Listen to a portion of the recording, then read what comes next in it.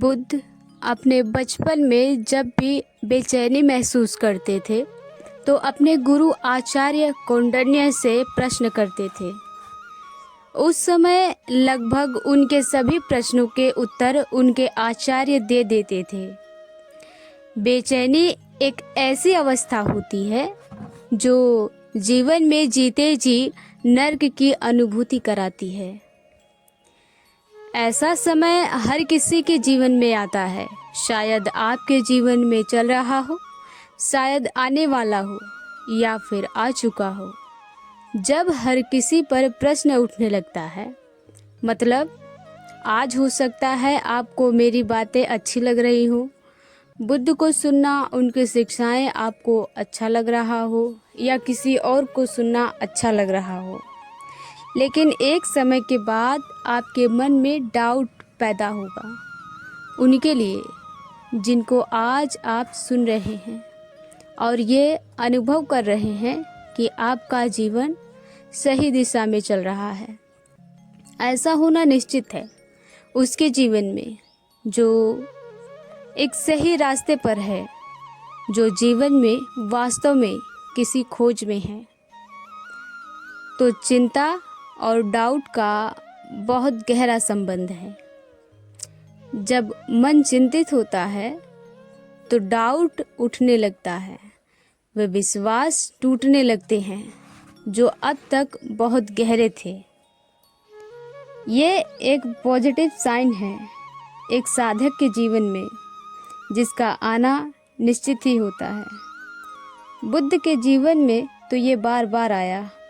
ज़्यादातर लोग ये जानते हैं कि बुद्ध ने संन्यास लिया और 6 वर्ष के बाद उन्हें आत्मज्ञान की प्राप्ति हो गई।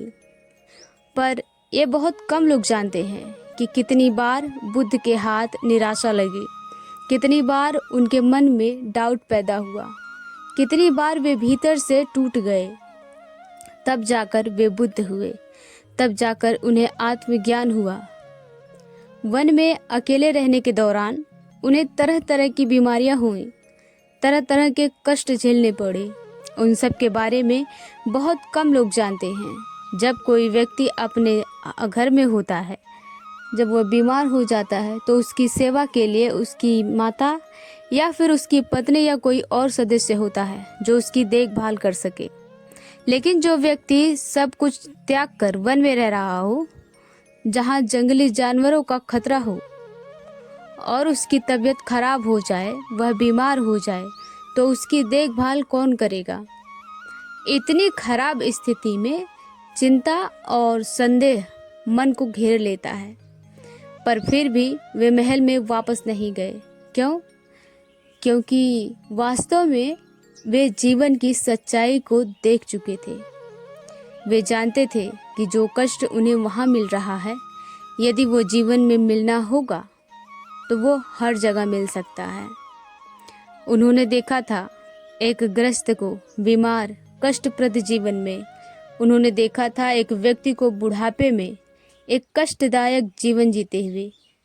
तो वे जीवन की सच्चाई को देखकर और गहराई प्यास के कारण, चिंताएं और डाउट के होने के बाद भी अपने मार्ग में आगे बढ़ने का प्रयास कर रहे थे, उस मंजिल की तरफ जिसके बारे में कुछ नहीं जानते थे। ऐसा नहीं था कि बुद्ध को किसी ने एक ध्यान विधि दी और बुद्ध ने उसे इस्तेमाल करके आत्मज्ञान को प्राप्त कर लिया।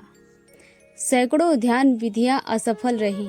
बुद्ध ने ऐसी ऐसी चीज़ें उपयोग करी जिनके बारे में ज़्यादातर लोग नहीं जानते, पर फिर भी उनके हाथ कुछ न लगा, क्योंकि वो अनुभव से नहीं बनी थी।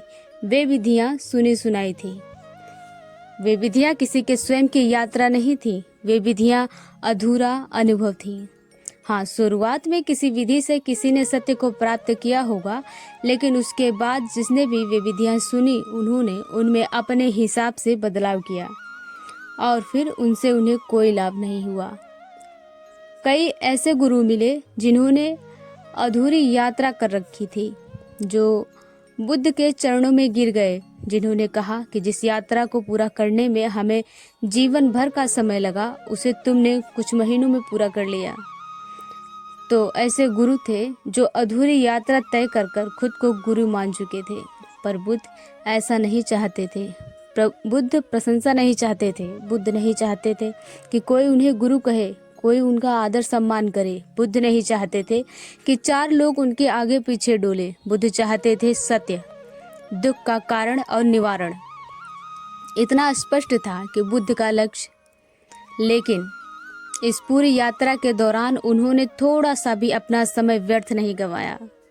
जहाँ से भी निराशा हाथ लगी वहाँ से तत्क्षण आगे की तरफ प्रस्थान कर दिया, क्योंकि वे समय का महत्व समझते थे।